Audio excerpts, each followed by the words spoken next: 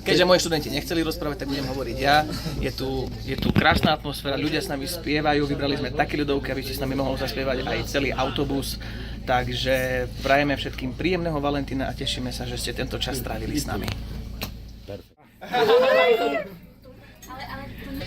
Táto atmosféra je brutálna. Výborná akcia. Takže aj o rok? Aj o rok, aj o 2, aj o 3, už od teraz už vždy. My sme chceli iba povedať, že je tu veľmi príjemná a super atmosféra a že tu máme úžasných ľudí, ktorí sa dokážu s nami zabaviť a že si trošku oddychnú. Takže ďakujeme za pozvanie. Ďakujeme. Je to určite jedinečná skúsenosť.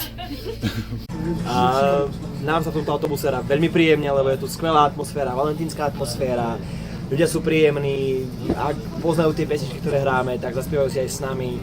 A myslím si, že akože všetkým sa nám teraz krásne cestuje a je to perfektné. Super. No čo, páči sa ti v autobuse? Veľmi dobre. Už sme 3. ročník spolu s vami.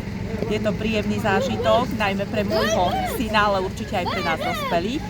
Pre syna kvôli tomu, že má rád spev, hudobné nástroje a ešte aj, my to voláme, polepené autobusy. Takže veľmi pekná tradícia a každý rok sa radi zúčastníme. No, páči, však každý rok sme na Valentínskom exprese. Je to super tradícia, takže páči sa mi, je to fajn.